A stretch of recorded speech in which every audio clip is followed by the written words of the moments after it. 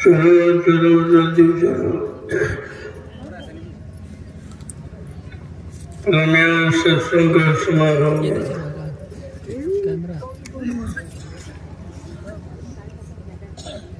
आज नए वर्ष का शुभ दिन है।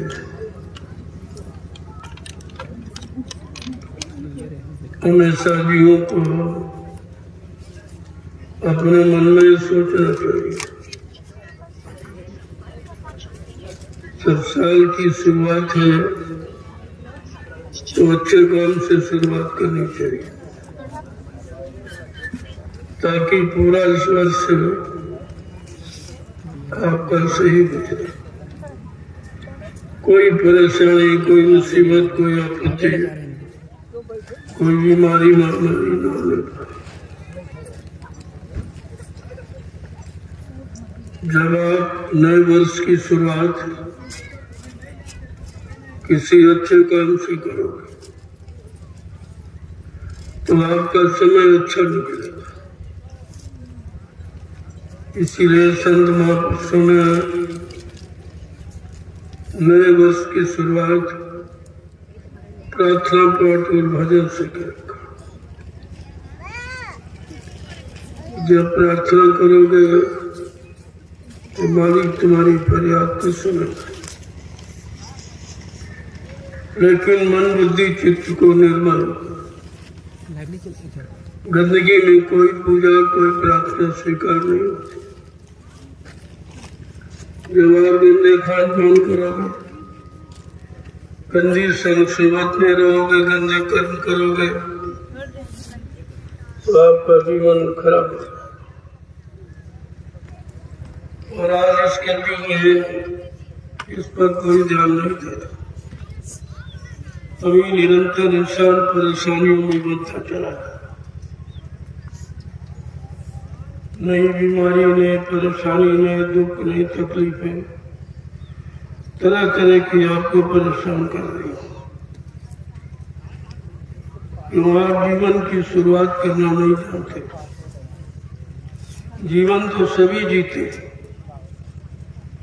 लेकिन हमको मानव जीवन किस तरह से जीना है, किस तरह से निकलना है, किस तरह से व्यतीत करना है। जब आप सत्संगों में आओगे तो मानव जीवन के बारे में आपको सही दिशा, सही रास्ता, सही ज्ञान मिलेगा कि हमें क्या करना चाहिए। हम ऐसे कर्म करें, ऐसा खान पान करें जिससे मानव जीवन में कोई कठिनाई, कोई परेशानी न हो। चाहते तो सभी कि अच्छा समय निकले, लेकिन जब अच्छे कर्म करोगे तब तो अच्छे समय निकलेगा। कर्म आप खराब करते हो, कर्म पान खराब करते हो, संग सोबत खराब कर दो तो समय अच्छा कैसे? तो महापुरुषों ने जीवों को सही सच्चे रास्ते पर चलने के लिए उन्होंने रास्ता बताया कि आपके जीवन के 3 रास्ते हैं। सत्संग करो, सेवा करो और भजन करो। जब ये तीन रास्ते आप समझ लोगे, अपना जीवन इन्हीं रास्तों पर चलाओगे, निकालोगे, तो आपका मानव जीवन सुख में। सुख ऐसे नहीं मिलता, सुख पाने वाले कर्म करने चाहिए। शांति ऐसे नहीं मिलती है, शांति पाने वाले कर्म करने चाहिए। आज का मानव कर्मी तो खराब कर रहा, और अच्छे सच्चे कर्मों की जानकारी देने वाला कोई है जो तुम्हें अच्छा लगता है उसी को अच्छा कर देते हो। ऐसा नहीं है, वो तो सिद्धांतों के अनुसार अच्छा क्या है, बुरा क्या है, पाप क्या है, पुण्य क्या है, शुभ क्या है, शुभ क्या है, अगर इसकी सही जानकारी मिल जाए तो जीवन में दुख आने का कोई सवाल नहीं। दुख तो आपके पास बटन नहीं सकता। जिन्होंने गुरु के वचनों को माना, उन्होंने अपने मानव जीवन को सार्थक बना। बाकी समय से समझ में नहीं आया, इसीलिए कहा भाई करिए नित सत्संग बाधा सकल मिटाए, फिर ऐसा अवसर ना मिले दुर्लभ नर्तन पाए। कहा हर रोज प्रतिरोज सत्संग करो। सत्संग किया जाता है, सुना सुनाया पढ़ा पढ़ाया सत्संग नहीं है, और सुने पढ़ने का कोई लाभ नहीं, लाभ तो करने का। जब करोगे तो लाभ मिले। सुनकर भूल गए, पढ़ के भूल गए तो उसका कोई लाभ नहीं। तो तुम करते यही हो, क्योंकि सत्संग किया जाता तुम कहते सुना जाता, और तुम सुनने तक सीमित रहे, और सत्संग को कानों का विषय बना के रखा। सत्संग मन का विषय। जब सत्संग वचनों को मन को पकड़ाओ तो मन में शांति है, मन की भ्रांति दूर होगी। जैसे भ्रांति दूर हुई वैसे आप में सच्चाई पाने का ज्ञान हो जाए। सच्चाई कहाँ? जो तुम सोचते हो बोलते हो सच्चाई नहीं है, सच्चाई तो कुछ और है। जब सत्संगों में आ गई तो कहते हैं सत्य की जानकारी। जब सत्य का संग करोगे तो सत्य की जानकारी।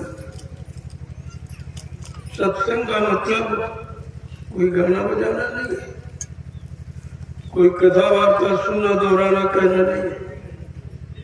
वो तो संत महापुरुषों की वचन वाणी है, जिसने जीवन में उतारी उसको सत्संग आनंद, सत्संग का लाभ मिला। और जो पढ़ते पढ़ाते सुनते सुनाते रह गए उन्हें कुछ नहीं मिला। इसलिए अन्य युगों में कथा वार्ता रखी गई शुभ कर्मों की। तो शुभ कर्म क्यों कराए जाते थे? उसकी भी उसका भी अर्थ आपको नहीं बताया गया, ना उसका लाभ बताया गया कि शुभ कर्मों का लाभ क्या है। कहा जब शुभ कर्म करोगे तब तुम्हें संत महापुरुषों की पहचान, उनकी आप पहचान करो, क्योंकि ये शरीर उनकी पहचान नहीं है। उनकी पहचान है आंतरिक साधना। जिन्होंने अंदर में साधना की और उस मालिक को पाया, ये उनकी पहचान है। और शरीर की पहचान सबकी एक समान है, लेकिन जो अंदर में जो सच्चा ज्ञान है वो तो महापुरुषों के द्वारा मिली, जिन्होंने संत महापुरुषों का संग किया उन्होंने उस सच्चाई को प्राप्त कर लिया, बाकी रह गए। तो इसलिए कलयुग में संत महापुरुषों ने सत्संग को जारी किया, अन्य युगों में नहीं था। अन्य युगों में केवल शुभ कर्मों की क्रियाएं थी, जो शरीर इंद्रियों से पूजा पाठ है, तीर्थ है, व्रत है, हवन जप गंगा स्नान, ये शुभ कर्म शरीर इंद्रियों से क्यों कराए गए? जिससे आपका तन शुद्ध हो, मन शुद्ध हो, इंद्रियां शुद्ध हो, खान पान शुद्ध हो, तुम्हारे कर्म शुद्ध हो। जब ये शुद्ध कर्म, अच्छे कर्म, नेक कर्म, हरे कर्म करोगे तो तुम्हारा तन मन शुद्ध हो, तो आप संत महात्माओं को पहचाने लगेंगे। इसके बारे आप नहीं पहचान सकते जब तक तन मन इंद्रियां शुद्ध नहीं होगी, तब तक आप महात्माओं को नहीं पहचान सकते, क्योंकि महात्माओं की पहचान तो अंदर है, ये बाहर में पहचान नहीं है, इसमें आप फंस जाओगे। ये दाढ़ी वाला पीला कपड़ा है तो भेष है, भेष से कम नहीं बनेगा, भेष तो इस देश का और साधना अपने सत्य देश की, ये बिल्कुल उल्टा।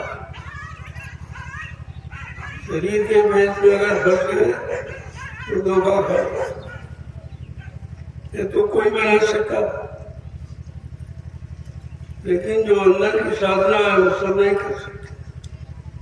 जिन्होंने मन बुद्धि चित्त को साधा, काम क्रोध लोभ मोह अहंकार ईर्ष्या राग द्वेष से अलग हो गए, उन्होंने अंतर्मुखी होकर मालिक को पाने की साधना की। उसी साधना को भजन कहते हैं। भजन यानी भजो और भगो, किसको भजो और किधर तरह भगो। अगर यही जानकारी आपको नहीं है, क्या बचना है, किधर भगना, क्या छोड़ना है, किसको पकड़ना है, किधर जाना है, तो जब तक सत्संग नहीं करोगे तो आपको अपने देश की जानकारी नहीं होगी। और इसीलिए लोग समझ नहीं पाए कि जीवात्मा किस देश की रहने वाली है और कहाँ की और कैसे आई और फिर किसने उसको फंसा लिया और क्यों नहीं निकल पाई। ये विषय, इस विषय पर जब तक आप चिंतन नहीं करोगे तब तक आपका असली काम नहीं होगा। महापुरुषों ने इसीलिए कहा, करो तुम काज अपना, पराये काज नहीं बसना। तो तुम अपना काम करो और पराये काम में मत फंसो। तुम आज तक यही नहीं जानते अपना काम करो, जो ये करते हो शरीर इंद्रियों से तुम्हारा काम नहीं, और इसके अलावा जीव को दूसरा काम बताया नहीं गया। जरा क्या जानता, ये अपना काम करो अपना भाई, पराये काम क्यों फंसना। तुम अपना काम करो, पराये काम में फंस के आपको क्या मिलेगा। तो आज तक आपको किसी ने बताया नहीं कि पराया काम क्या है और अपना क्या। अपना काम अपने देश को जाने का, अपने सच्चे देश मंडल मुकाम की तरफ चले, वो अपना काम करते। इधर काल माया के देश में रहने का पराया काम। जब हम सब पराये देश में कितने युगों से फंसे पड़े और अभी तक निकल नहीं पाए, न कोई निकलने वाला आया न कोई निकल के गया, तो जानकारी देगा कौन। जानकारी वही देगा जो काल माया के देश में पाक साहब निर्मल पवित्र आया और जीवों को निर्मल बनाने का काम किया। एक तो यहाँ जितनी शक्तियों का इतिहास है सब फंसने वाली शक्तियों का, जिनको तुम भगवान कहते हो वो भी फंसा। जब भगवान फंसा तो इंसान कैसे निकालने वाला भगवान तो आया नहीं, फंसने वाला भगवान। और इसी राजपाट धन दौलत मान सम्मान में फंस के रह गए तो फिर तो इंसान में भगवान में अंतर मिल गया। यही अंतर हमें आपको समझना चाहिए। भगवान का मतलब भाग का मानी निर्माण करने वाला, जो तुम्हारे भाग का नया निर्माण कर दे। इस काल माया के देश में फंसे जीवों को निकाल कर इनकी घर की तरफ मुखातिब करके खड़ा कर वो भगवान, वो जीवों के भाग का निर्माता और जीवों के भाग का निर्माण करके इन जीवों को इनको घर पहुंचाए। तो बात तो समझने की, ये पढ़ने पढ़ाने सुनने सुनाने की बात नहीं, ये समझने की है और करने कराने की, तब कहीं समस्या का समाधान होगा। कौन सी समस्या? जन्म मरण से छुटकारा, ये सबसे बड़ी समस्या। और इस समस्या का हल यहाँ किसी के पास, जो आया रहा और मर के चला गया, उसने आपको यह युक्ति नहीं बताई कि मरना तो है, क्योंकि ये देसी मरने का इसी मृत्यु लोक कहा गया। ये मृत्यु लोक है, यानी मृत्यु के हवाले हमें आपको सबको एक दिन होना पड़ेगा, इससे कोई बच नहीं सकता। अब हम अपने देश को न चले जहाँ मृत्यु का कोई जगह नहीं, ना वहां जन्म होता ना वहां मृत्यु होती, ना वहां पाप है न पुण्य है। इस तरह की मिलोनी रचना नहीं तुम्हारे देश में, यानी जीवात्मा जिस देश का मंडल की लोग रहने वाली है वहां ये जन्म मरण कुछ नहीं। ये मृत्यु रोग वाला काम वहां कुछ है ही नहीं, न दुख है न सुख है, न बीमारियां न परेशानियां न तकलीफ है। वहां इस तरह की कोई रचना नहीं। लेकिन ये बात समझ में आ गई तब तक, और बात समझ में आएगी जब कोई समझदार मिले, और समझदार कौन? जिसने खुद समझा हो और समझ बूझ कर जो चला और मंजिल पर पहुंचा हो। ऐसा पहुंचने वाला अगर समझदार मिल जाएगा तो तुम्हारा भी काम करा देगा। कहते हैं रोज आता जाता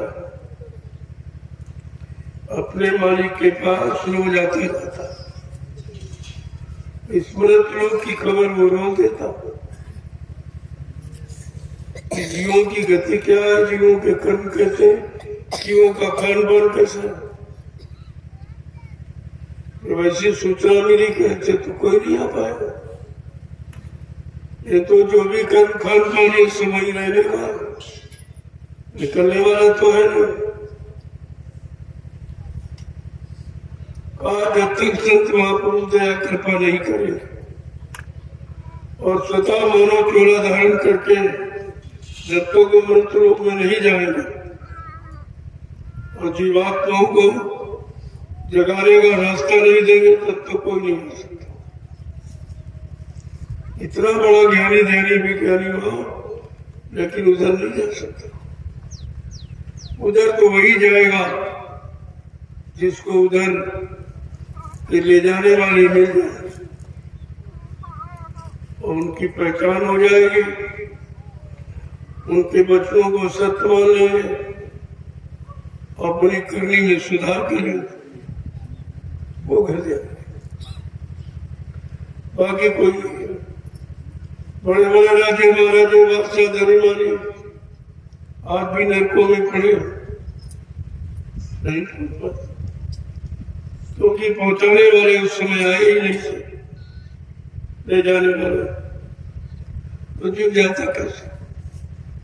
जीव में स्वयं सामर्थ्य शक्ति तो है नहीं कि प्रयाग चला जाए, उसको तो सहयोगी और सहयोग दोनों की आवश्यकता। न सहयोगी मिला न हमको सहयोग मिला, तो सब के सब बसे रह गए, इतने युग निकल गए। अब ये अवसर आपको मिला है, उसमें भूल भरम में आप पड़ गए। यही भूल भरम तुम्हारे भटकने का उलझने का कारण, और यह भूल भरम बगैर सत्संग के, बगैर संत महापुरुषों के वचनों के, ये कोई दूर नहीं कर सकता।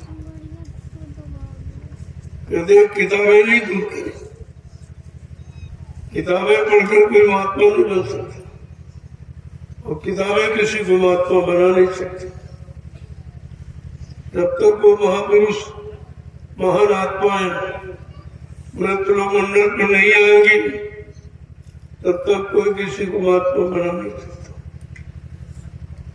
अरे आत्मा मान शरीर थोड़ी बनेगा महात्मा, आत्मा शरीर नहीं बनेगा, महान आत्मा नहीं,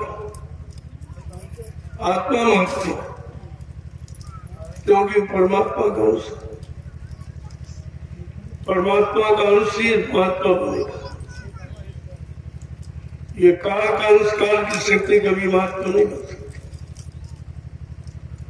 जब महात्मा की कोई पहचान नहीं बताई गई और आपको मालूम नहीं, और ये बाहरी जो झूठी है, इसी पहचान में आप फंस गए। भी दाढ़ी हो, बाल हो, पीला कपड़ा हो, छापा तिलक देने हो, चंदन बंधन का ये महात्मा नहीं। ये झूठ है, ये झूठ है, महात्मा नहीं है, ये तो पाखंड है। और पाखंड कभी आपको सच्चाई तरफ ले नहीं जा सकता, तो झूठ के साथ जुड़ा पाखंड। कहने का मतलब है, आज साल का पहला दिन, वैसे सब दिन हो एक समान, दिन तो एक ही समान है, कोई अंतर नहीं है। सूरज निकलता है और पश्चिम, पूरब को पश्चिम में डूब जाता है। सुबह और शाम, सुबह शाम, रात और दिन ये असली है, बाकी नया पुराना कुछ नहीं। आप अपने भावनाओं के अनुसार के तो नया साल में क्या अंतर क्या, जो कल था वही आज है। सूरज से दिन माना जाता और सूरज न हो तो रात हो जाती, ये तो सूरज पर आधारित है। सूरज इन दोनों का आधार है, रात और दिन का। रहेगा तो दिन, चला जाएगा। अब उसे तुम नया करो चाहे पुराना करो, ये तो आपने अपनी एक पहचान। ये 7 दिन होते हैं, सप्ताह में 12 महीने होते हैं, साल में 365 दिन होते हैं, एक वर्ष में, ये तो आपकी गणना गिनती है। लेकिन मगर ऐसा कुछ नहीं, कुदरती यहाँ केवल रात होती है, न उसमें कोई नया न कोई पुराना। ऐसे आप पुराना के लीजिए, बहुत दिनों से सूरज निकला, पता नहीं कब से निकला, कब तक निकलता रहेगा।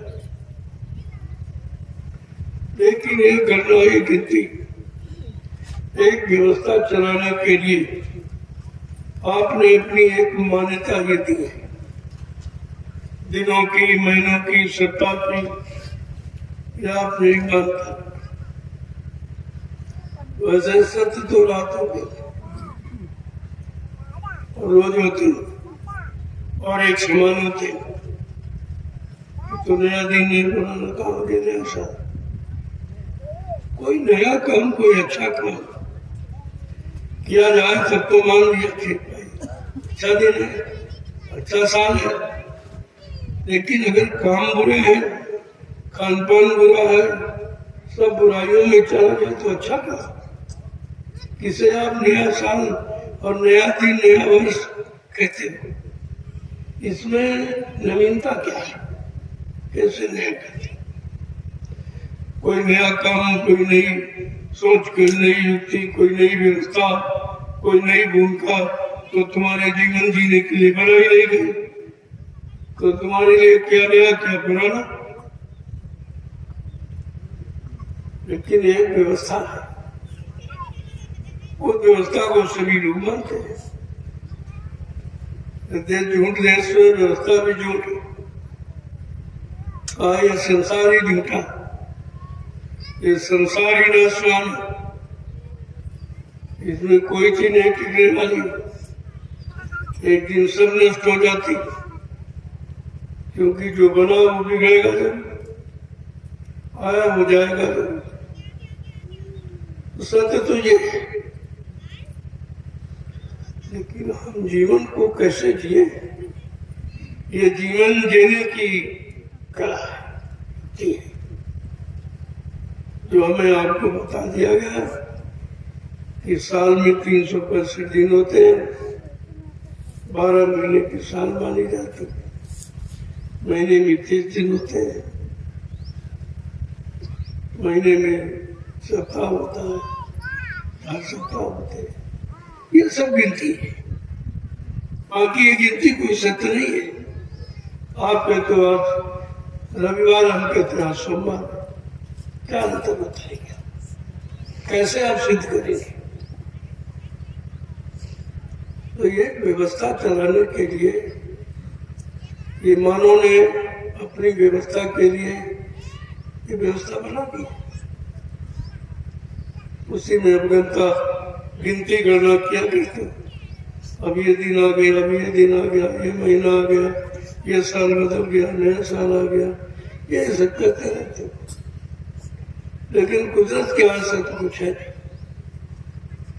ये मानवीय व्यवस्था है जो मानव ने अपने जीवन के लिए बनाई है।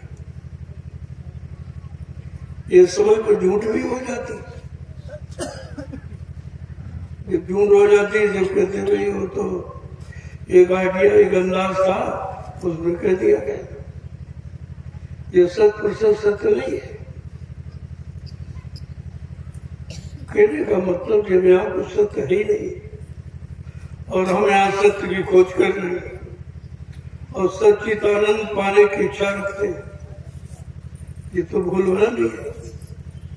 इस भूल भरम को कैसे खत्म किया जाए कि वास्तव में जो हम देख रहे हैं, जो कुछ जो नैनों से देखे, ये काल भोग सब करता।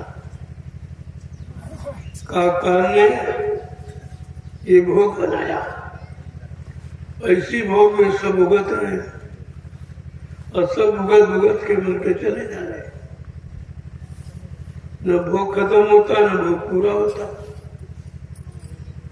लेकिन इंसान मर के चला जाता। तो कहा ये सब कैसे समझा जाए? इसे समझने की कोई आधार, कोई युक्ति है कि नहीं है? कहाँ है?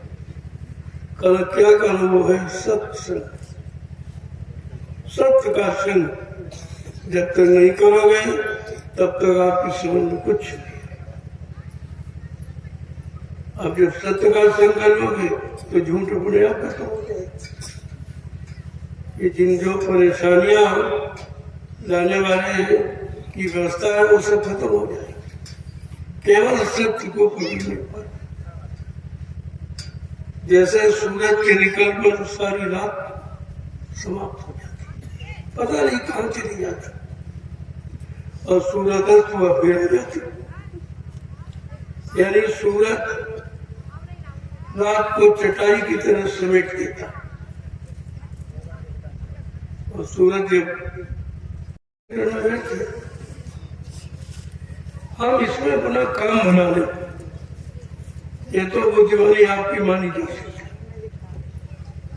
कि हम सूरज को रोक नहीं सकते, रात को रोक नहीं सकते, लेकिन हम इनके साथ जुड़कर अपना काम बना सकते और यही करना चाहिए।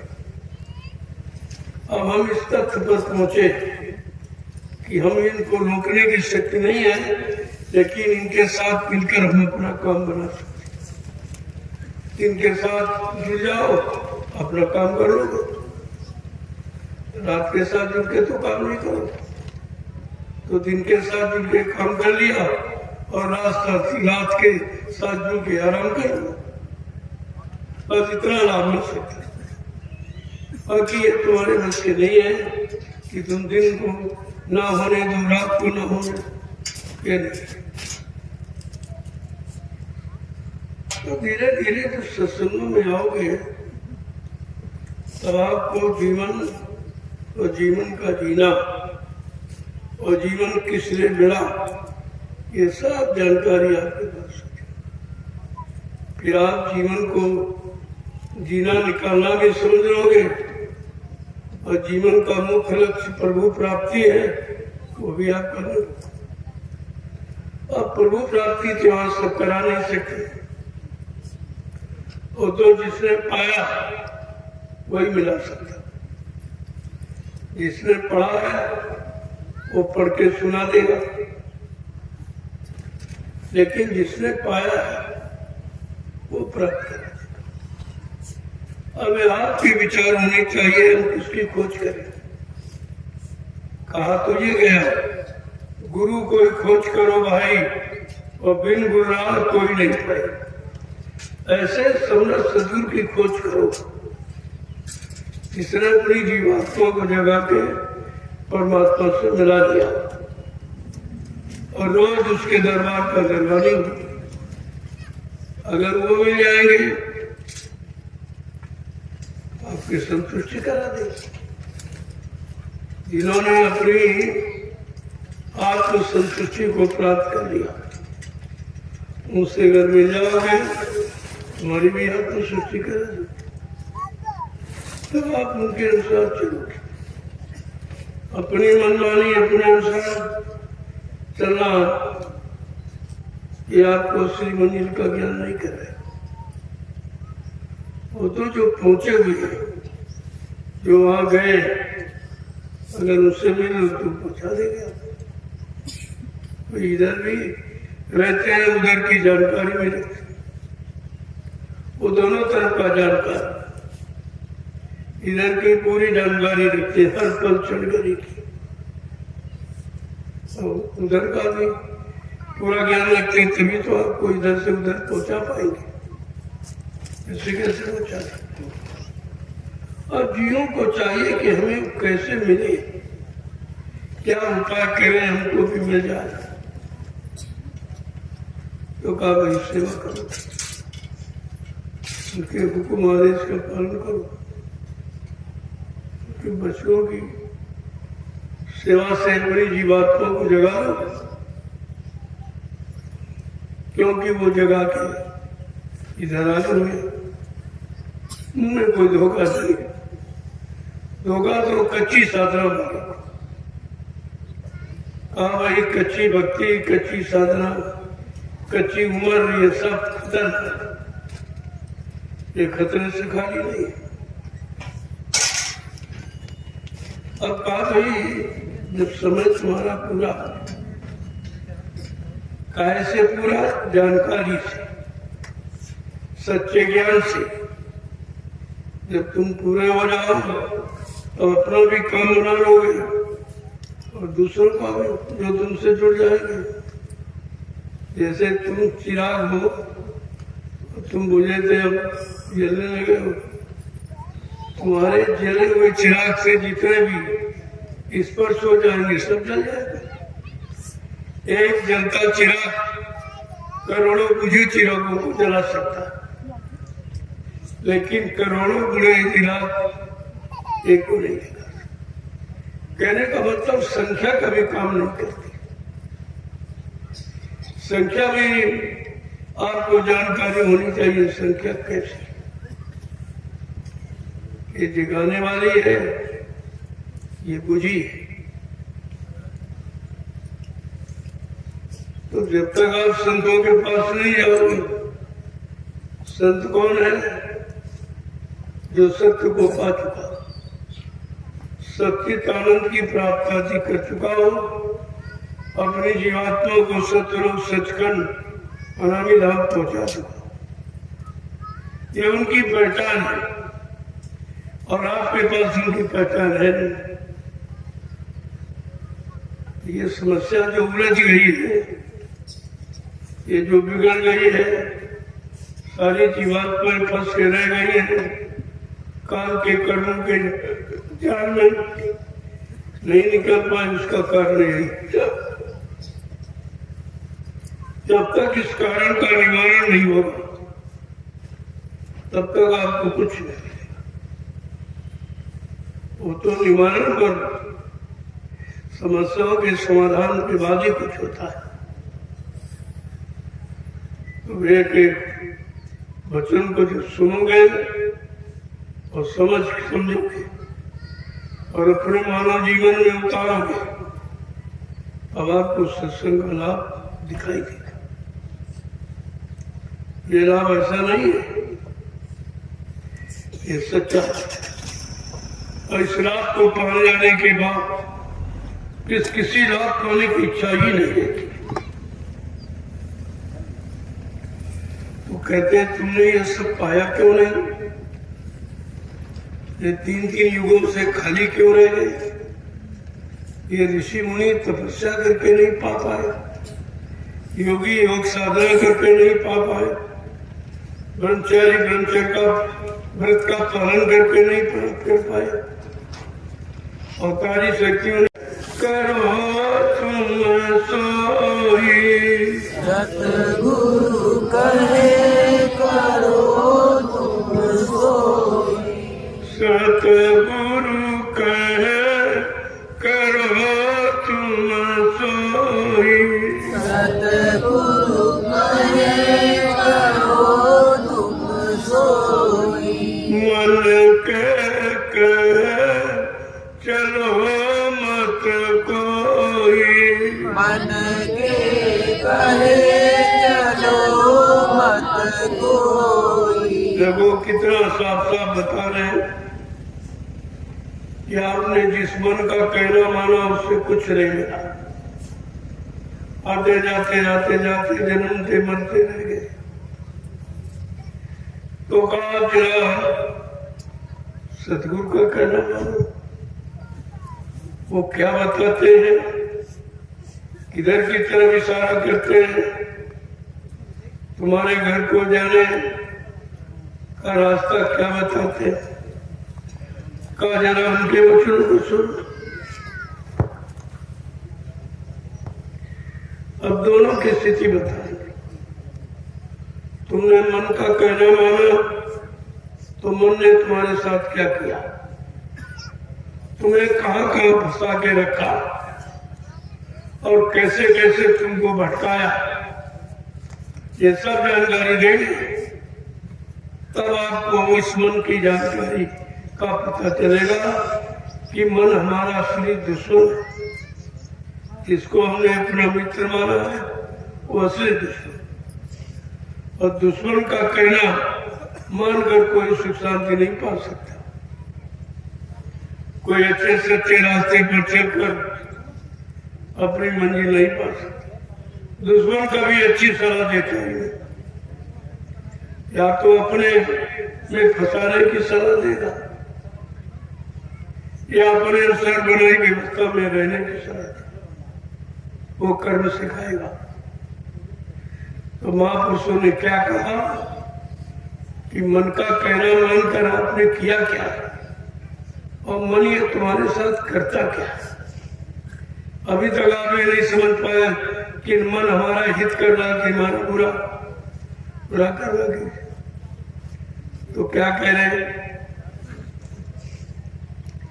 ये भाव में गोते तिलवावे, ये भाव में गोते दिलवावे, ये भाव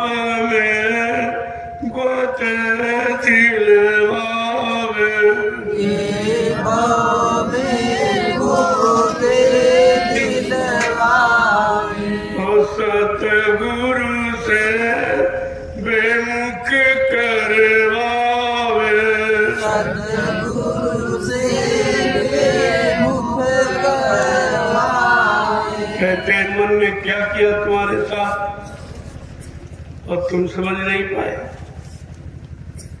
कहते हैं भवसागर में गोते लग रहा था,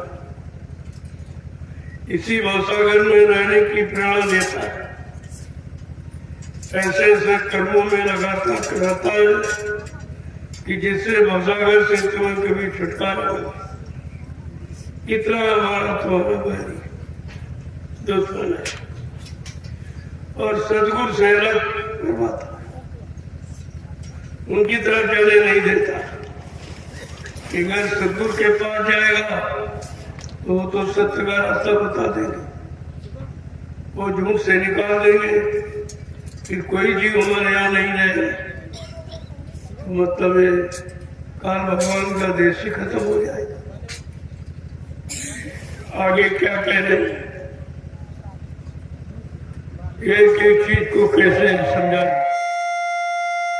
काल चक्र में डाल घुमावे, काल चक्र में डाल घुमावे, काल चक्र में डाल घुमावे, काल चक्र में डाल घुमावे, मोह जाल में बहुत फंसावे, मोह जाल में बहुत फंसावे। कहते हैं काल का चक्र जो है ये कर्मों का, ये आने जाने वाले चक्र, ये जन्म मरण का चक्र जो है इसी में बार बार घुमाता है। कैसा समझाने बताकर, और मोह जाल में बहुत फंसावे। तरह तरह मोह का जाल बहुत प्रबल है जो आपको निकलने नहीं देता। कहते हैं मोह सकल व्याधन कर मूला। संत महापुरुषों ने कहा कि मोह संपूर्ण व्याधियों की जड़ है। तो ये मोह खत्म कैसे होगा? कहा कोई इसका रास्ता है? तो संत महापुरुष कहते हैं हाँ रास्ता है। बिन सत्संग न होए मोह भंगा, बिना सत्संग के मोह भंग नहीं हो सकता। देखो कारण भी बताया और उसका उपचार उपाय भी बताया, अभी तो जीव निकलेगा। केवल कारण कारण बताते रहे तो जीव निकलेगा कैसे? तुम जहां फंसे वो भी बताएंगे, कैसे फंसे वो भी बताएंगे, और तुम किसमें फंसे वो भी बताएंगे, अब कैसे निकलोगे वो भी बताएंगे। दोनों तरफ का ज्ञान, तभी उनको कहते हैं पूरा गुरु। पूरा गुरु वही है जो फंसने वाला भी बताए और निकलने वाला भी, दोनों निकले, तब फंसे हुए जीव निकल सकते।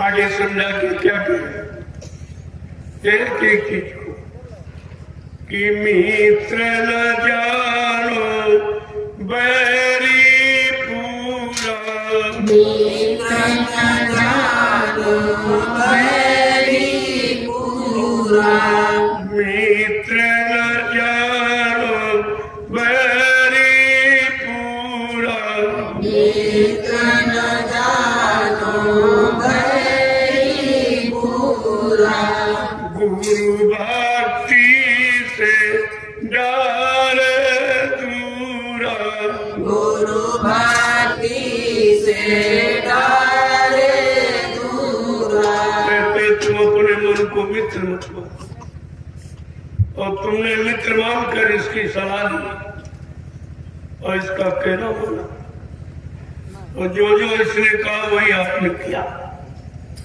तो तुमको फंसा दिया। अब संत बाप तुम्हारे भाई मित्र नहीं है, बैरी पूरा पूरा दुश्मन जानो तुम। ये फंसाने वाला यही है जो अंदर में बैठा, जो तुम्हारा बैरी था उसको अपनी अज्ञानता में मित्र मान लिया, और कहते हैं गुरु भक्ति से डाले दूरा, और गुरु भक्ति से निरंतर दूर करे। भोगों की भक्ति में लगाएगा और गुरु भक्ति से दूर करेगा।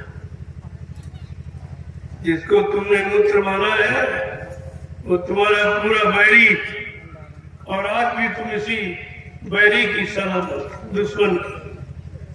दुश्मन कभी अच्छी सलाह दे नहीं सकता, वो तो मर मिटने की सलाह देगा। आगे क्या कह रहे कि दारा सुत संपत्ति परिवार, दारा सुत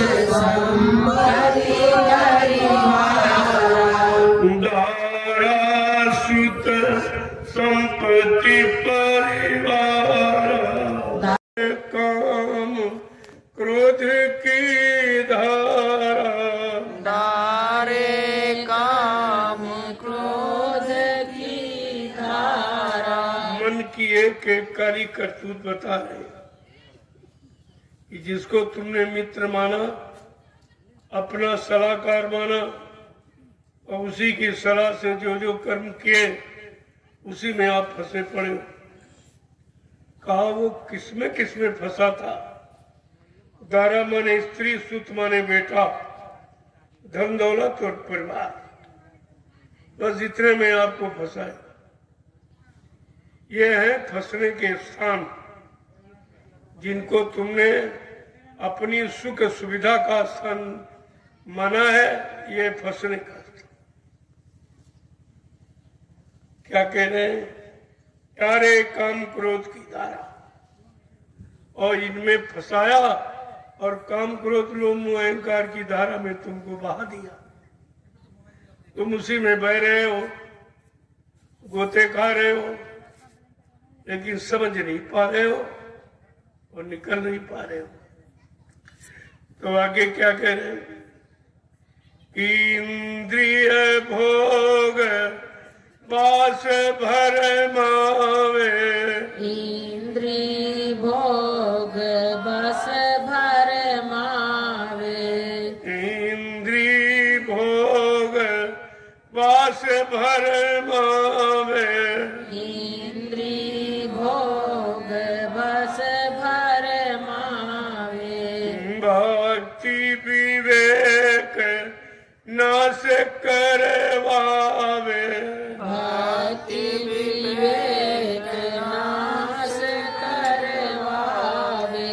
क्या करे महापुरुष कि मन और क्या कर रहा है? इंद्रिय भोग वासनाओं में बार बार भरमाता है, बार बार इसी में लगाकर तुम्हारी शक्ति का हैरास करता रहता है। और क्या कह रहे हैं कि भक्ति और विवेक इनका नाश करा देता। जो तुम्हारे अंदर में भक्ति के भाव, बुद्धि में विवेक के भाव पैदा होते, तुमका नाश करा देता। न ये भक्ति कर पावे, न बुद्धि में विवेक ज्ञान पैदा कर पावे। आगे क्या कह रहे हैं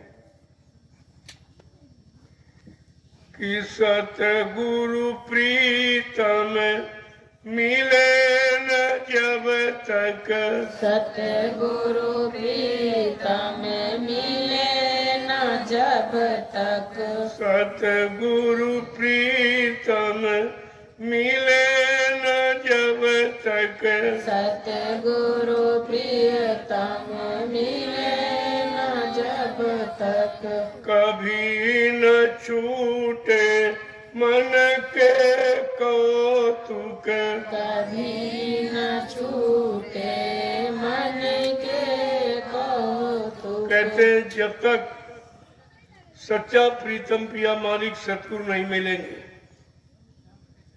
क्योंकि एक ये प्रीतम मिला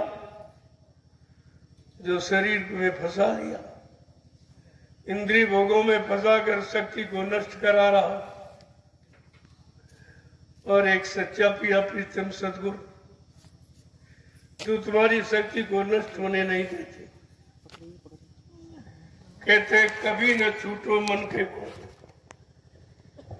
जब तक सतगुरु प्रीतम पिया नहीं मिलेंगे, इस मन के कौतुक से कभी छुटकारा नहीं पा सकते। वो आपको निकलने नहीं देगा। और एक सच्चा पिया प्रीतम सदगुरु जो तुम्हारी शक्ति को नष्ट होने नहीं देते। कहते कभी न छूटो मन के कोट। जब तक सदगुरु प्रीतम पिया नहीं मिलेंगे इस मन के कौतुक से कभी छुटकारा नहीं पा सकते। वो आपको निकलने नहीं देगा। इसलिए कहा मन काल का पूरा एजेंट है, पूरी तरफदारी करता है। और तुम समझते थे मन हमारा है, और इसी मन का तुम कहना मानते, और इसी ने तुमको फंसाया पाप और पुण्य में।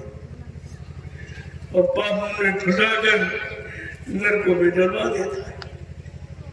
आगे क्या कह रहे हैं कि चल बल मन के कहाँ लगे बरन, चल बल मन के कहाँ लगे बरनु, चल बल मन के कहाँ लगे बरन, चल बल मन के कहाँ लगे बरनु, ऋषि मुनि कोई जान न मरनु, ऋषि मुनि कोई जान न मरनु।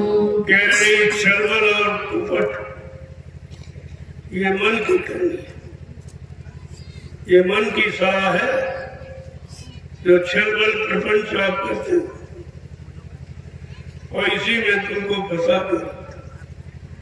महापुरुष कहते हैं मैं कहाँ तो वर्णन करूं ये कैसे कैसे तुमको फंसाता है बुरे कर्मों में, पाप कर्मों में, और फिर उसी की सजा दिलाता रहता। तुमने भूल भ्रमवश में इसको अपना मित्र मान लिया। कहते मन तुम्हारा पूरा बैरी है, दुश्मन है।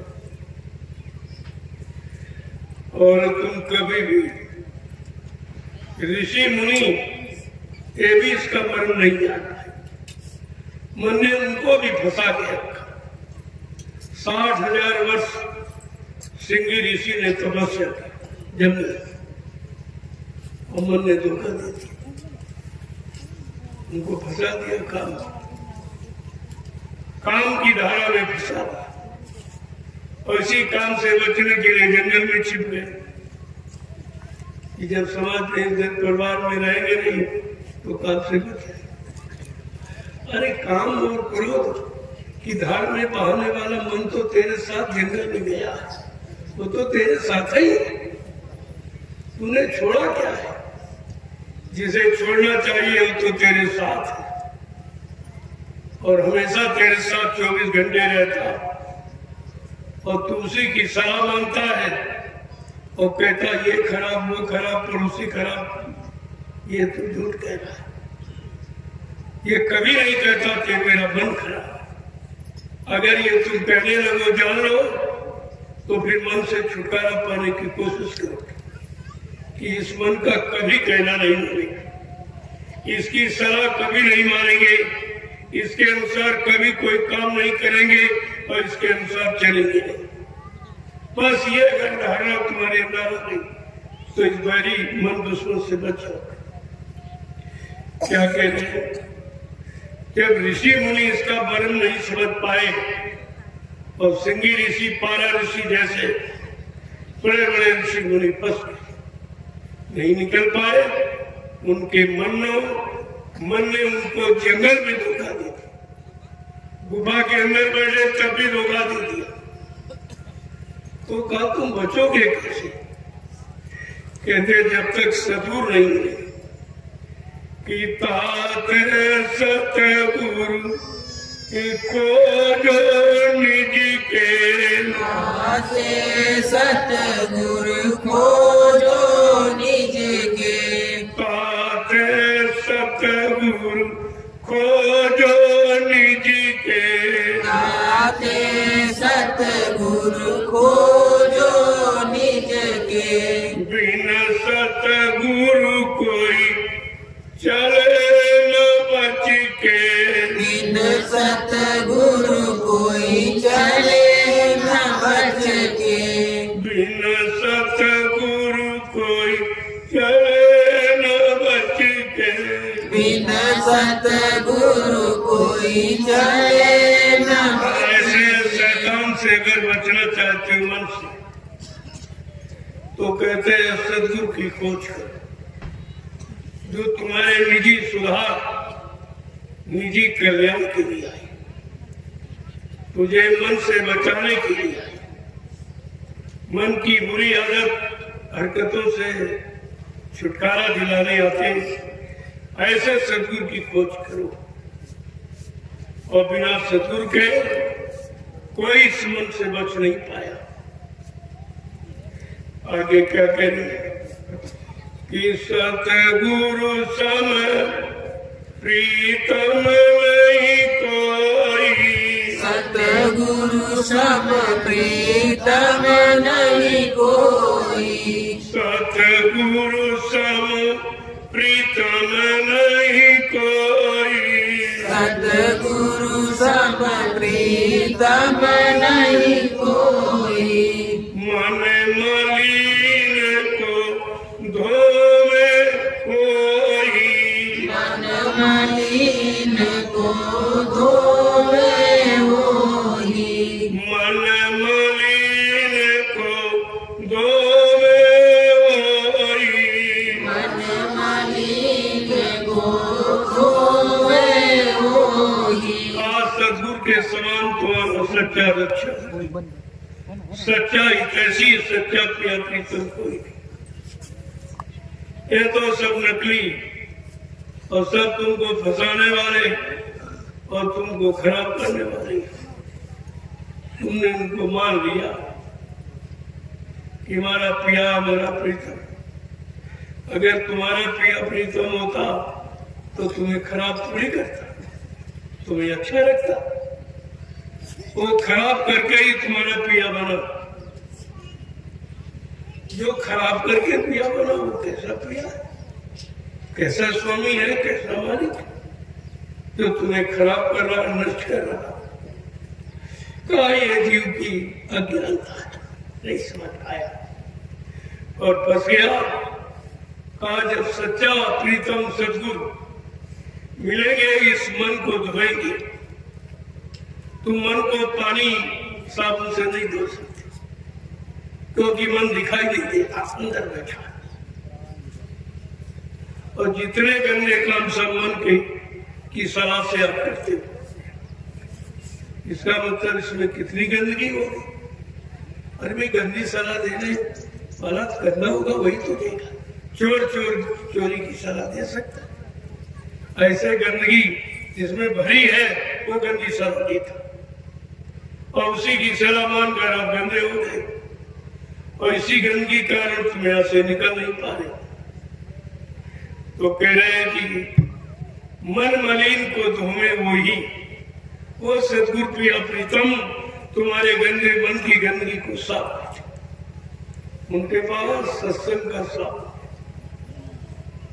नाम का साबुन और सत्संग की दरिया, सत्संग जल और नाम का साबुन लगा कर किस गंदगी मन को साफ करते थे धीरे धीरे। जैसे जैसे तुम गंदे हुए हो, उसी तरीके से तुम्हें साफ करें। पहले काम से निकालेंगे, भी क्रोध की गंदगी से। काम की गंदगी सबसे प्रबल है, और काम की गंदगी आप की निकालेंगे, फिर क्रोध की, फिर लोभ की, फिर मोह की, फिर अहंकार। धीरे धीरे सब गंदगी तुम्हारी साफ। लेकिन काम की गंदगी सबसे प्रबल है, जिसमें सारा जीव फंसा। ये 4 खान 84 रात जो योनिया है, जिसमें शरीर, ये सब काम में, और काम से शक्ति की रचना है, तो सबसे प्रबल है। अगर काम की निरंतर पूर्ति हो जाए तो मोह पैदा हो जाए, अगर पूर्ति न हो तो क्रोध पैदा हो। ये काम इतना खतरनाक, अगर इसकी पूर्ति करो तो मोह बढ़ जाएगा, फंस जाओगे, निकल नहीं पाओगे। अगर पूर्ति न करो तो क्रोध आ जाएगा। ये तो सबसे बड़ा नुकसान करने वाला। इसको सदगुरु प्रिया प्रीतम अपने सत्संग रूपी जल से और नाम रूपी साबुन से लगाकर उसकी गंदगी साफ। आगे क्या कह रहे हैं? देखो एक एक वचन किस तरह से कि मेरा भाग उदय हुआ भारी, मेरा भाग उदय हुआ भारी, मेरा भाग उदय हुआ प्यारी, मेरा भाग उदय हुआ प्यारी, सतगुरु की मैं कोई अति प्यारी, सतगुरु की मैं हुई प्यारी। मेरा भाग उदय हुआ। मेरा भारी भाग उदय हो गया जो मन को धोने वाले आ गए और सच्चे प्रिया प्रीतम आ गए जो हमारा नुकसान नहीं करे, हमारे होते हुए नुकसान को बचा लेंगे। ऐसा प्रिया प्रीतम। और ये प्रिया प्रीतम मिला संसार का नकली, इसने खराब कर दिया। ये खराब करके ही प्रिया बना तुम्हारा। जो खराब करके बना निरंतर खराब कर रहा, हम अज्ञानता में दूसरी को प्रिया प्रीतम मालिक मानने लगे। ये धोखा। कहते कि वो सच्चा प्रिया प्रीतम मिलने पर वो तुम्हारे मन की सारी गंदगी को अपने सत्संग रूपी जल से और नाम रूपी साबुन लगा के साफ कर देंगे। आगे क्या कह रहे हैं? कहा मेरा भारी भाग उदय हुआ जो सच्चे प्रिया प्रीतम मिल गए और निश्चय मेरे मन की गंदगी को समाप्त कर दी। मन मलिन को धोमे वही और कोई नहीं धो सकता। और मैं सदगुरु की प्यारी हूं जो उन्होंने मुझे अपना लिया। अपना सच्चा प्यार जो भोगों से रहित है, जिसमें भोगों की गंदगी नहीं है, बिल्कुल विशुद्ध प्यार है, शुद्ध साफ करने वाला। आगे क्या कह रहे हैं?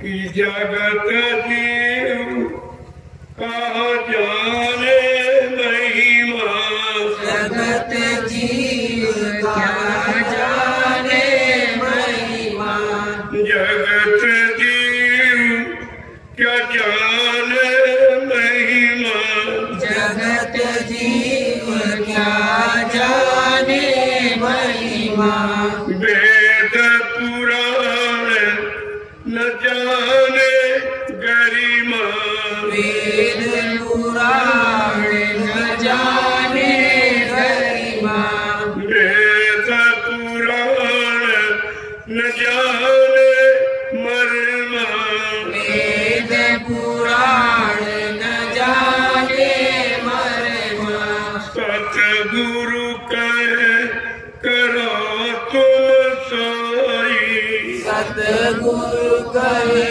करो तुम सोई, मन के कहे चलो मत कोई, मन के कहे चलो मत कि संसार के जीव जड़ जीव, ये संसार के जड़ जीव बेचारे क्या महिमा, सतगुरु की महिमा क्या जाने, और नाम उनके जगह नाम की महिमा क्या जाने। क्या कह रहे हैं कि वेद पुराण न जाने गरिमा, जिनको सर्वस्व ज्ञान का भंडार माना गया है, 4 वेद 6 7 18 पुराण, कहा ये तो मर्म भी नहीं जानते। तो उनकी गरिमा को, उनके मूल ब्रह्म सिद्धांत को ये बिल्कुल नहीं जानते। आगे क्या कहें कि ज्ञानी जोगी सब थकी हारे। ज्ञानी जोगी सब थकी हारे। ज्ञानी जोगी सब थकी हारे। ज्ञानी जोगी सब थकी हारे। सतगुरु महिमा कोई न विचारे। सतगुरु महिमा कोई न विचारे। ये ज्ञानी और जोगी भोगी सब ये कुछ नहीं, ये सब उसी तक सीमित है। ये भी नहीं अपने मन को संतुष्ट कर पाए, ये भी अपने मन को 5 साल निर्मल पवित्र नहीं बना पाए, क्योंकि इनको सत्संग का जल नहीं मिला और सदगुरु के जगह नाम रूपी साबुन को नहीं पाया, तो गंदगी कैसे निकालते। ये भी बेचारे नहीं कुछ कर पाए और कहते कि सदगुरु महिमा कोई न विचारे। सदगुरु की महिमा को कोई के किसी के विचार में भी नहीं आई। ये कैसी महिमा है, कैसा अनोखा लाभ देने वाले, जो लाभ किसी ने दिया नहीं है, बताया नहीं है आज तक। मन की गंदगी किसी ने बताई नहीं, मन पूरा बैरी दुश्मन ये भी नहीं बताया, और सब इस मन के अधीन पड़े रहे और मन को अपना मित्र मानते रहे और मन धोखा करता रहा। आगे क्या कह रहे हैं समझा कि ताते सतगुरु शरण पुकारूं। ताते सतगुरु शरण पुकारूं। ताते सतगुरु शरण पुकारूं। ताते सतगुरु शरण पुकारूं। आरती उनकी नित्य प्रतिधारूं। भारत उनकी नित प्रतिधारूं। कैसे सदगुरु की शरण पाने की पुकार होगा।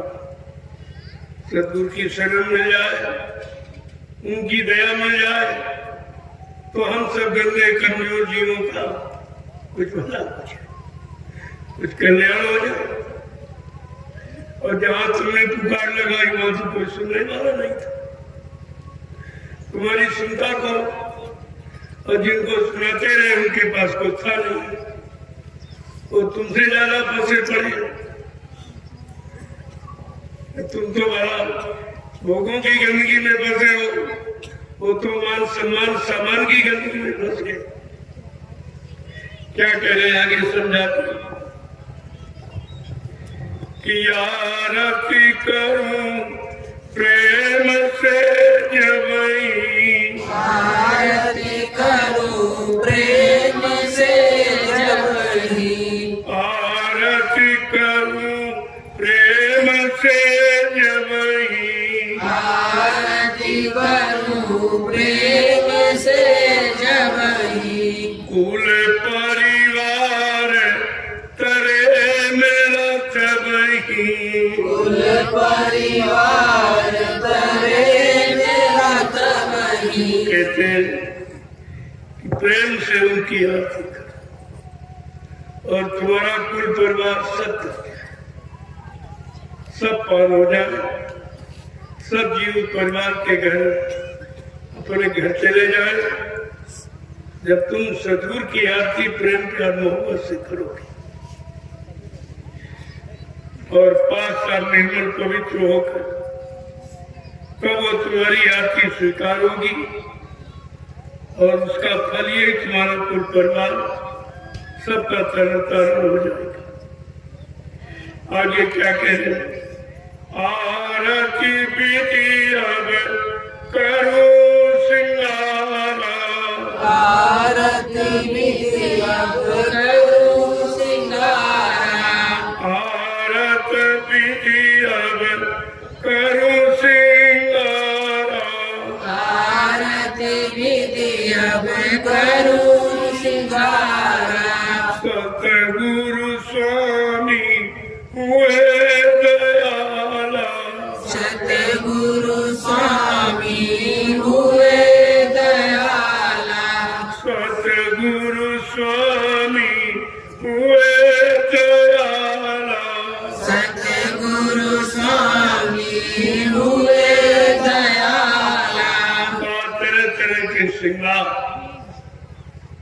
श्रृंगार का मतलब ये बाहर की सजावट, ये नकली सजावट नहीं, बिरे बिरे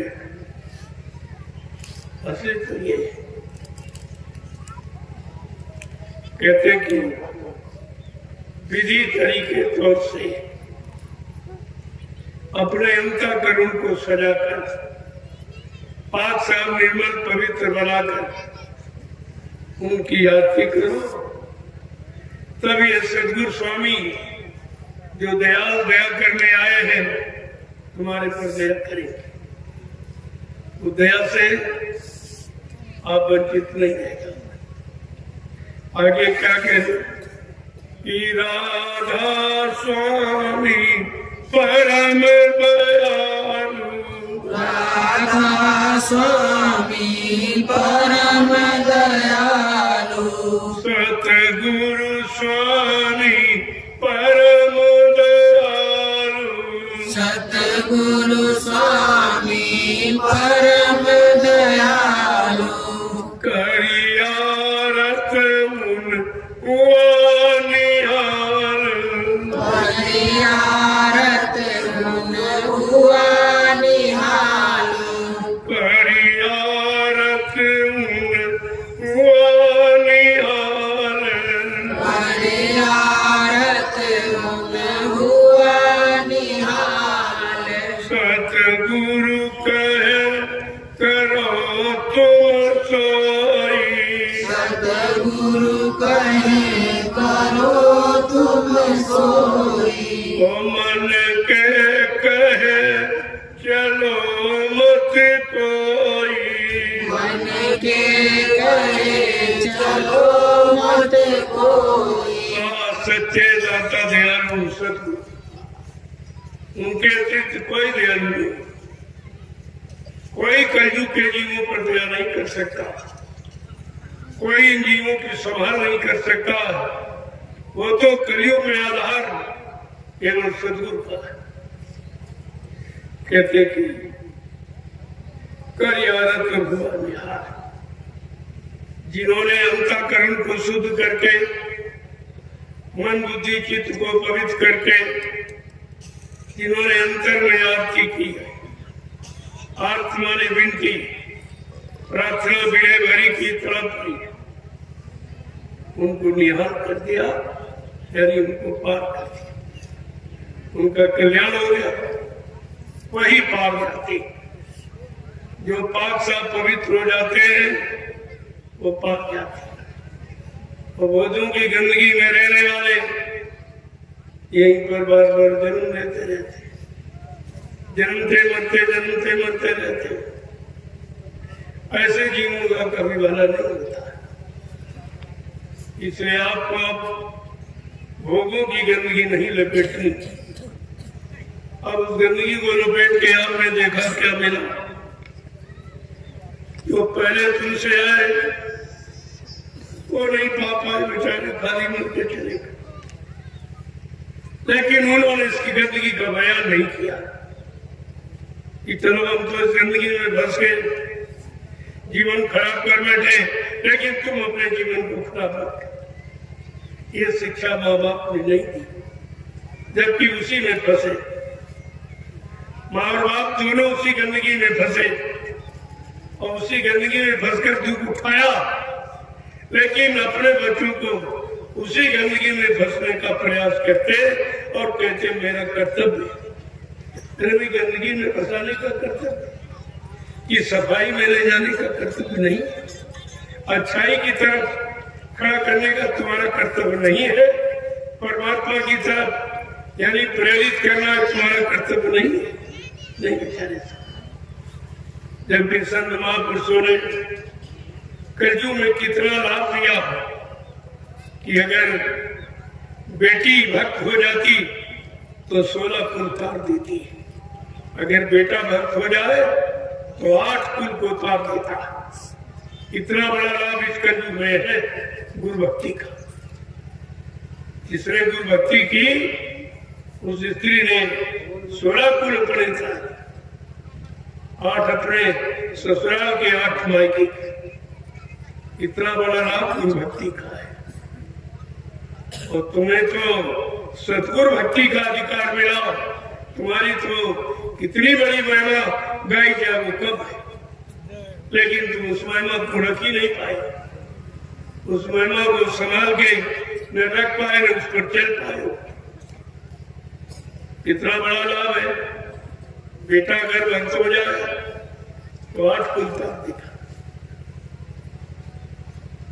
कितना बड़ा लाभ है। इस लाभ को कोई सुन नहीं। ये लाभ तो रुपए पैसे से भी मोल नहीं मिलता। गुरु भक्ति का इतना बड़ा लाभ अन्य भक्ति का ये लाभ नहीं है। न सतयुग में हरि भक्ति का ये लाभ था, न त्रेता में राम भक्ति का ये लाभ था, न द्वापर में कृष्ण भक्ति का ये लाभ था, तो कलयुग में गुरु भक्ति का लाभ।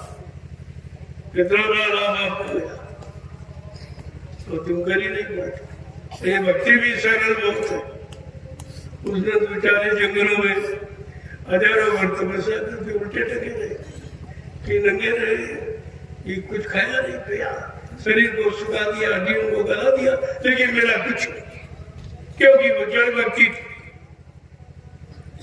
वो नाम तो आपको मिले, हरि नाम मिला, सीता नाम मिला, राधा कृष्ण मिला, लेकिन ये जड़ भक्ति रह गई आपकी।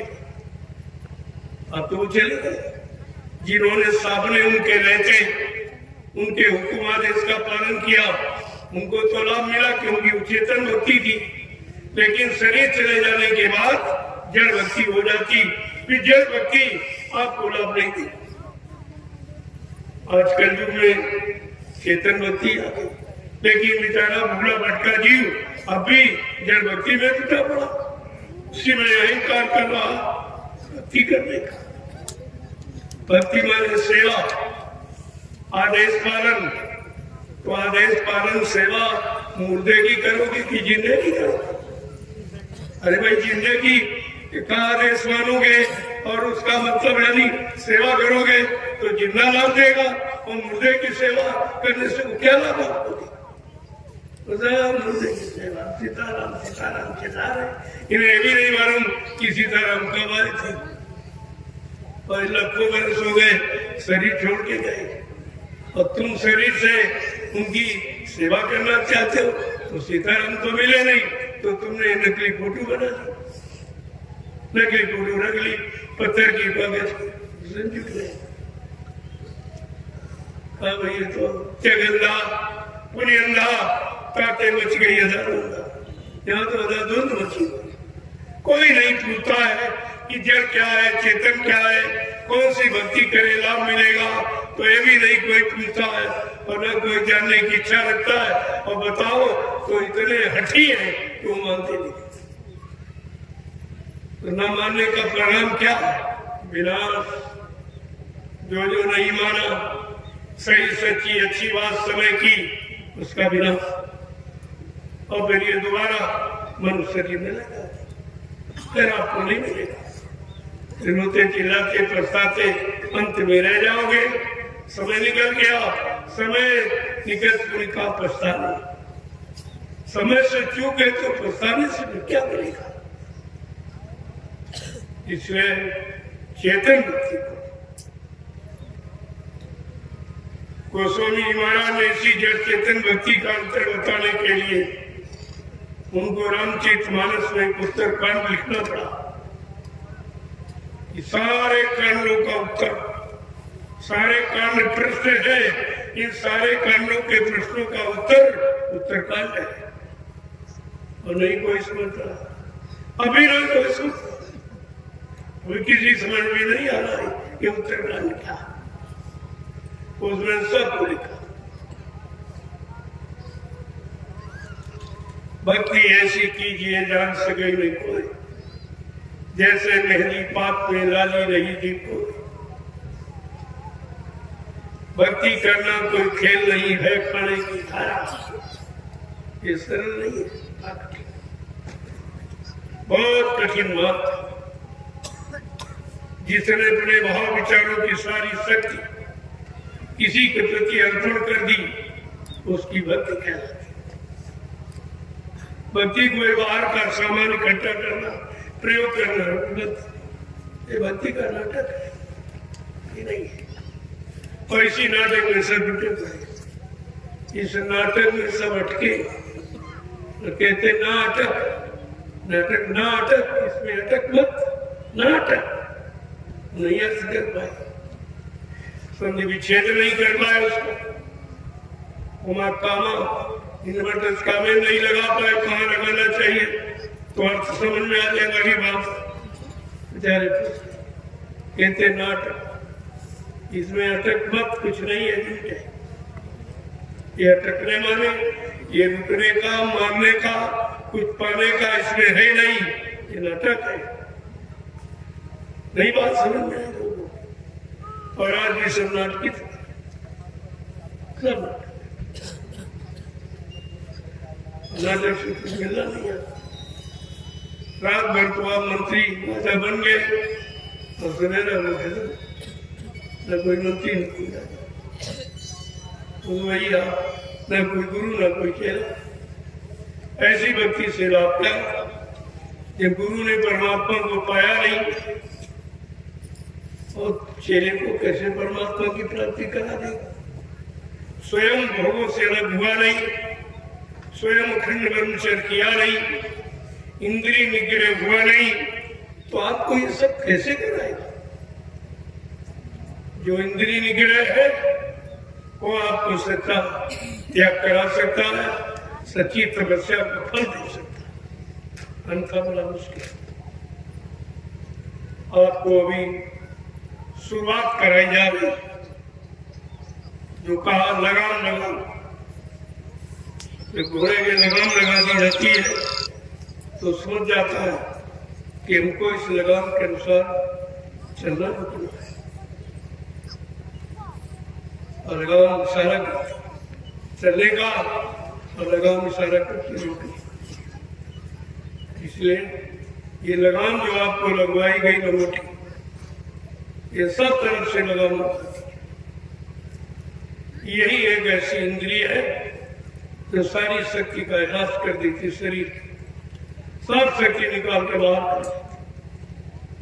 और जितनी इंद्रियां हैं तो आप ले आते, वाक से देख कर ले आए, कानों से सुन के ले आए, हाथ पैरों से कमा के ले आए, और जबान से दांतों से चबा के और रस जीवा को दिया, और जीवा ने रस खाया और उसने अंदर में सप्लाई कर। एक ऐसी नारी ये है इच्छा नारी जो निकाल के बाहर कर देती, सारी शक्ति को खराब कर देती। इसी पर लगाम लगाने का इशारा महात्मा को, जिन्होंने लगाम लगाई, लगाकर अपने को जितेंद्रिय बना लिया, हर इंद्रिय पर उन्होंने विजय प्राप्त कर ली। वो आपको जब इशारा करेंगे तो इस लगाम का लाभ धीरे धीरे धीरे आपको इसका लाभ मिलेगा। सत्संग में आते जाते रहोगे, सुमरन ध्यान भजन करते रहोगे, सेवा में मन को लगाए रखोगे, तो इस लगाम लगाने का लाभ आपको पूरा। ऐसे थोड़ी कह दिया, इसमें लगाई है, लगाकर इंद्रियों पर विजय प्राप्त कर ली और जितेंद्री को बिल्कुल काबू में कर लिया, कोई इधर उधर हिल नहीं सकती। पता चल जाता, इस पर से पता चल जाता भाई इंद्रिय निग्रह हुआ कभी, तभी तो उधर स्पर्श का मतलब का भाई दर्शन करो, उनके शरीर का स्पर्श करो, तुम्हें पता चल जाएगा ये शरीर सदा हुआ है कि बिगड़ा हुआ कैसा। इसने शक्ति का संचय किया है, अपने शरीर को शांति प्रीता प्रदान कर पाई कि नहीं करा पाई है, ये सब जानकारी आपको दी जाती, तब तो जी बेचारा कुछ कर ही नहीं पा रहा।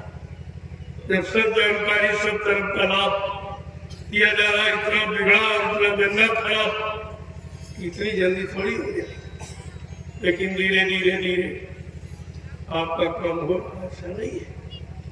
हाँ भाई 40 किलो का वजन रखे हो, 1 किलो निकाल दो तो पता चलता निकलेंगे, बाहर उतना ही मालूम देता, निकला तो है लेकिन निकलने का आवाज नहीं क्योंकि रखा वजन भारी, तुम्हारे पापों का बोझ भारी, ये थोड़ा बहुत कम हो रहा तो आपको एहसास हो रहा, कभी नहीं, लेकिन नहीं, उसमें खरोच लग रही, खरोच से कुछ न कुछ धीरे धीरे धीरे लगे रहोगे, एक दिन साफ हो जाएगा।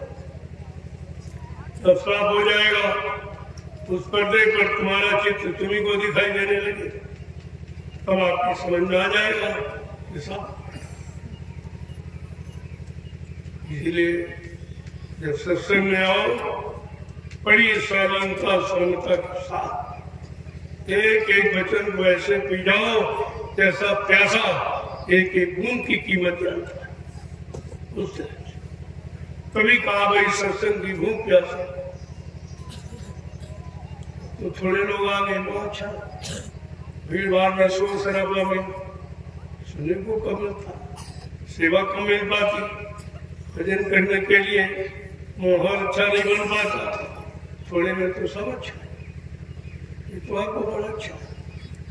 हम भी ये देखना चाहते थे कि कितने लोग अभी इच्छुक बन पाए, उसमें कोई उत्सुकता नहीं है, कोई उत्साह नहीं है कि हमारा मन साफ हो, हमारा तन साफ हो, हमारी बुद्धि में विवेक ज्ञान आ जाए, बुराइयां निकल जाए।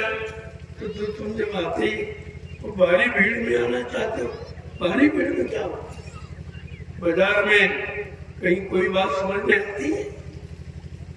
तो अच्छा समय था और साल का पहला दिन, तुमको पूरा वर्ष शांति में निकालना ही नहीं है, अच्छा और सच्चा सुकून में व्यतीत हो, इसकी कोई इच्छा ही नहीं है, नहीं आप आते नहीं।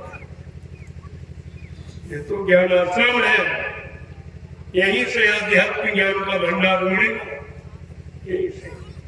यहीं से बांटा जाएगा, यहीं से लोगों को मिलेगा। ये ऐसे नामांकन नहीं कर दिया, कुछ ना कुछ हर जगह का महत्व, हर नाम का महत्व होता है। जय गुरुदेव, जय गुरुदेव, जय गुरुदेव। नाम किसका? प्रभु का। जय गुरुदेव। नाम किसका? प्रभु का। प्रभु का प्यारा नाम। जय गुरुदेव। तो आप खड़े हो, देखो ठंड का समय थोड़ा पहले से आपको फुर्सत दीजिए। अब आप दूर दराज से चल के आए हो, आपके अंदर इच्छा है कि साल के पहले दिन से शुरुआत हम दर्शन से करें, हम सत्संग वचनों के सुनने से करें, हम भजन करने से शुरुआत करें। देखो तीनों चीजें आपके सामने हैं और इतना अच्छा अवसर फिर आपको मिलेगा कि आगे भीड़ बढ़ती चली जाए, तो भीड़ में आप कुछ कर नहीं पाओगे और हम भी आपसे सुचारू रूप से मिल भी नहीं पाएंगे। आगे जब सैलाब बढ़ेगा तब मिलना बड़ा मुश्किल हो जाएगा। आज मिलने का समय है तो मिलो और मिलने का लाभ प्राप्त करो, आगे ये नहीं मिलेगा। हर सत्संग में मैंने इशारा किया है कि जितने लोग बैठे हो इसमें से बहुत लोग शरीर छोड़ के चले जाएंगे, उनको अब ये सत्संग, ये आदेश पालन गुरु भक्ति का मौका फिर नहीं मिल पाएगा। आपको अवसर मिला है, उसका लाभ उठाइए। और कम लोग आ गए तो बहुत अच्छा, तो कोई सेवा भी नहीं है, भोजन आपको बना बने उसकी भी चिंता नहीं, नाश्ता सोए मिलता उसकी भी चिंता नहीं, केवल आपके पास एक ही काम है, भजन करिए। देखो कैसे लाभ नहीं मिलता, जब उसी पर हो निर्भर तो कैसे नहीं काम करते। लोग कहते नहीं किसी काम को करना होता, अरे कहते हाथ धो के पीछे पड़ जाओ, कैसे नहीं होगा। उसी तरह आप गुरु भक्ति करने के लिए गुरु के पीछे, गुरु के वचनों को सिरोधार करके पीछे पड़ जाओ कि कैसे गुरु नहीं काम करेंगे। जब उनके वचनों का हम पालन करेंगे तो कैसे नहीं करेंगे हमारा काम। जो काम करने आया वो तो काम तुम्हारा करेगा, उसका तो वादा है जैसे हो वैसे। जिन जीवों को मैंने नाम से जोड़ा या नाम दान दिया, उन जीवों को जब तक उनके घर नहीं पहुंचा दूंगा, मैं इस मानव शरीर को छोड़ के जाने वाला नहीं हूं। जब इतना बड़ा उनका संकल्प, आप भी संकल्प करो, मैं दया लेके मानूंगा, कैसे नहीं आप देंगे। मैं दया छीन लूंगा जबरदस्ती। जब तुम्हारे आदेश का पालन करूंगा, हो न हो ये तो तुम्हारे पर है, लेकिन हम आदेश पालन करेंगे। होना होना तुम्हारे हाथ में, हम आदेश पालन करेंगे। हम सुबह शाम हाजिरी देंगे, अब देना लेना तुम्हारे हाथ में, दोनों। हमारा काम आदेश पालन और आपका आदेश भी आदेश पालन करने का। ये तो आपने आदेश नहीं दिया कि कुछ दिखाई सुनाई नहीं दे तो मत करना। अरे कहा तुम हाजिरी तो दो। अगर हाजिरी में ही तुम्हारी तनख्वाह मिल जाए तो इससे सस्ता क्या, इससे सस्ता वो लाभ, परम लाभ, पवित्र लाभ आपको हाजिरी देने पर ही मिल जाए, इससे सस्ता उनको चाहिए। क्योंकि मालिक की खुशी पर निर्भर, वो अपने जीवों पर कैसे खुश है, बिना कराए ही वो खुश है कि हम ले जाएंगे पहुंचाएंगे। फिर आपको चिंता की करनी क्या है। चिंता इस बात की रखो कि ज्यादा से ज्यादा आदेश का पालन हो जाए। कुछ नहीं, ये जमीन में आप लगे, ये कितना बड़ा आदेश है, कितना बड़ा परमार्थी लाभ है। जो प्रेमी ये जमीन ढूंढ रहे हैं, खरीद रहे हैं, ये आगे आने वाले जीवों के लिए स्थान बना रहे, बैठने की जगह बना रहे, ये कितना बड़ा काम है। ये तो बहुत सस्ता, ये भी नहीं आप करते तो फिर क्या। भजन तुम्हारे बस का नहीं, सेवा तुम्हारे बस की नहीं, सत्संग याद तुम्हें रहता नहीं, तो ये तो सरल है। तो सरल भी नहीं करोगे तो फिर क्या करोगे, फिर करेंगे क्या। और लाभ तो मिल जाएगा, लेकिन तुम दूसरों को नहीं दे पाओगे, क्योंकि तुमने खुद किया नहीं, तुमको अनुभव नहीं होगा। इसलिए आपसे कराया जा रहा, बाकी कराने वाला इतना महर है कि अपने जीवों को कुछ न कराए और फिर भी मुक्ति दे देगा। वो तो उसकी मौत पर निर्भर है, उसमें किसी की कुछ चलने वाली नहीं है, उसकी मौत पर निर्भर है। मौज करने का सब कुछ हो जाए। इसीलिए कहा कलयुग में क्रिया साध्य नहीं है, कृपा साध्य। कृपा साध्य, उनकी कृपा, उनकी दया, उनकी मौज हो जाए तो बिना किए ही आपको दे दे। लेकिन कुछ तो उनके लायक बनो, कुछ तो आदेश करो। जय गुरुदेव। अब चलो आपकी इच्छा मिलने की है। पहले साल का पहला दिन है, सब लोग इसलिए मिलते हैं, ऐसे रोज मिलन हो, रोज दया मिले, रोज दर्शन मिले, ये इच्छा रख के आप आए, अच्छी बात है। कुछ तो इच्छा आप करने जगी है। अरे इसी इच्छा से काम बन जाए तो इससे सरल हो क्या। तुम सरल भी नहीं ले सकते हो और कठिन तुम्हारे बस का नहीं, तो तुम भी लोगे कैसे, कैसे पाओगे। दया को कैसे आप ऐसे दे दी जाए तो आपको विश्वास नहीं, और कुछ करा के तो करना तुम्हारी बस का, तो फिर कैसे। जय गुरुदेव। चलो बात थोड़े लोग हो, बड़ी शांति से दर्शन का, सत्संग का, भजन का बहुत अच्छा मौका, और सेवा भी आपकी है। थोड़ी बहुत सेवा तो है ही। ये जमीन आपकी है, आपकी गाड़ी गप कमाई से खरीदी, मेरा इसमें कुछ नहीं, न मेरी ये है इसलिए हमारा कोई स्थायी निवास नहीं है। देखते हो आप, अभी कहाँ कानपुर, कहाँ लेमिस, कहाँ यहाँ, कहाँ यहाँ, वहाँ पहुँच गए, फिर कहीं पहुँच जाए, फिर कहीं चले जाए। मेरा तो कोई ख्याल नहीं है, क्योंकि मेरा यहाँ कुछ है नहीं। मैं तो जल्दी जल्दी से एक काम हो जाए अपने घर चला जाऊँ। यहाँ बहुत ज्यादा रहने की इच्छा नहीं है, लेकिन काम हो जाए। जिस काम का संकल्प लिया गया है, कलयुग जाने का, सतयुग आने का, बस इतना काम हो जाए, खत्म। जय गुरुदेव। अब आप लाइन से खड़े हो जाओ और आपका नए साल पर दर्शन करो, आपको प्रणाम कर लो और ये महाप्रसाद आपको दे दो, ताकि आने वाली मुसीबतों से आप बच जाओ।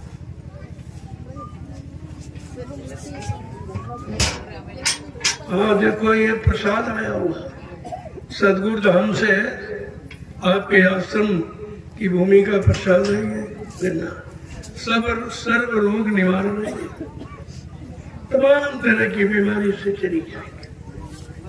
ये कैप्सूल समझिए, गन्ना मत समझिए, कैप्सूल। इसको लेके देखिए आप, और अभी ले लो, और सुबह जब धूप निकले तो बैठ कर पढ़ पेट भर के तमाम तरह की पेट की बीमारियां चली जाएंगी। आपको कितना बड़ा लाभ, गन्ना चूसोगे बीमारी चली जाएगी, जो सेवा दोगे तुम्हारे इसी आश्रम में लग जाएगी। तुम दोनों तरफ का लाभ है, दोनों तरफ का लाभ। ये जमीन खरीदी जा रही, उसमें तुम्हारी ये सेवा शामिल कर दी जाएगी, और गन्ना देकर तुम्हारा रोग निकाल दिया जाएगा। दोनों तरफ का तो लाभ है, आप ले लेना चाहिए। ये कोई बिक्री व्यापार नहीं है, ये सेवा जो आप दोगे तो वो जमीन भी खरीदने में लग जाएगी, या और कोई निर्माण कार्य इधर उधर होना उसमें लग जाएगी। तुम्हारी एक एक पाई में बहुत संभाल के रखता और सब तुम्हारे सामने लगी है, देख लीजिए। निमिष धाम में देखा, यहाँ देख लो, और वो प्यारा सब देख लीजिए, सब तुम्हारी लगी हुई सामने है। हम क्या करें, मुझे तो जरूरत नहीं है, लेकिन आपको जरूरत है इसलिए आप देते हो, तो मैं उसी अनुसार।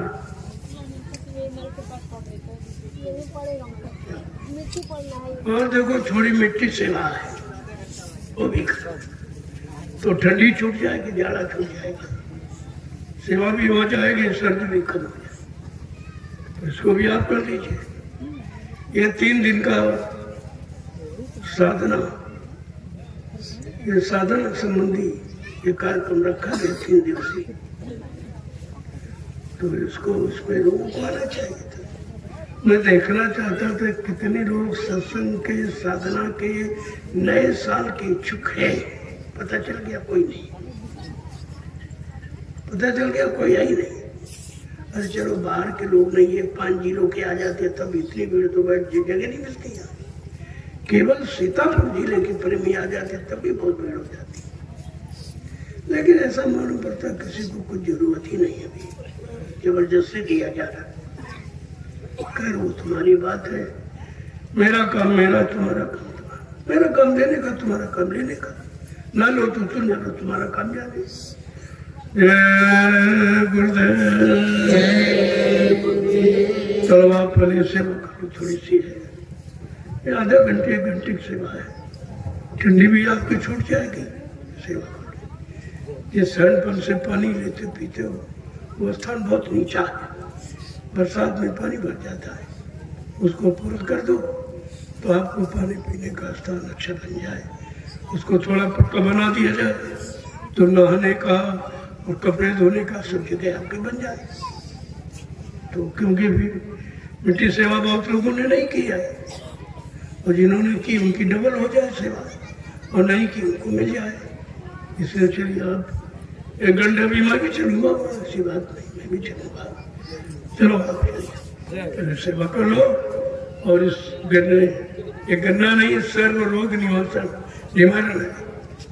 ये ऐसा कैप्सूल है सर्व रोग निवारण। और आपके सदगुरु धाम में वैसे ये यानी मध्य प्रदेश जिले से लाया गया। बहुत मुलायम है, बूढ़ा भी चूस लेगा, बहुत मुलायम है, बहुत अच्छा है। और आपके लिए रखा गया कि भाई प्रेमी आएंगे उनके लिए कुछ प्रसाद होना चाहिए। ये प्रसाद रूप में आपको मिल जाएगा।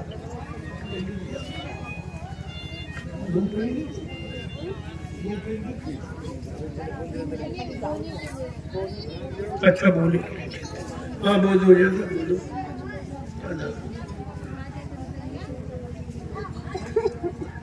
चलो प्रेमी जल्दी चलो।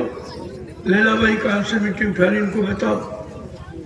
मैं भी भाई आ रहा हूँ वहीं से गाड़ी में, वहीं आऊँगा, खड़ा रहूँगा, देखूंगा भाई प्रेमी किस तरह की सेवा करते हैं। आदेश पालन करने की होना किसमें। अरे वो दलदलिया भी इसे नहीं पड़ेगी। इसके बाद आओ और भजन में बैठ जाओ। यहाँ भी बैठ सकते हो छाया, इसीलिए मैंने तो थोड़ी छाया, मुझे मालूम था कम लोग आएंगे तो इसीलिए उसे थोड़ी सी छाया आपकी बना दी गई। भजन करें और बाकी कुछ लोग रावटी टेंट में भी कर सकते हैं, वहाँ भी कर सकते हो। ठंडी का समय है, पहले आप सेवा भी कीजिए, शरीर में गर्मी आ जाए फिर आप भजन करो, बैठ कर ठंडी कम लगे। चलो प्रेमी आ जाती से देर मत करो। ये परमार्थी संधान सेवा मिल गई आपको थोड़ी सी। चलो कुछ न कुछ सेवा आपके लिए बचा के रखी जाती है कि सब प्रेमियों को लाभ मिलना चाहिए। बहुत से प्रेमी बेचारे ये परमार्थी मिट्टी की सेवा नहीं कर पाए, नहीं आ पाए। चलो आगे तुमको मिल जाए, उनको भी इसका लाभ मिल जाए। तो आप चलिए, वहाँ पर ये मिट्टी डाली जाएगी, मैं भी वहीं पर चलूँगा। जय गुरुदेव।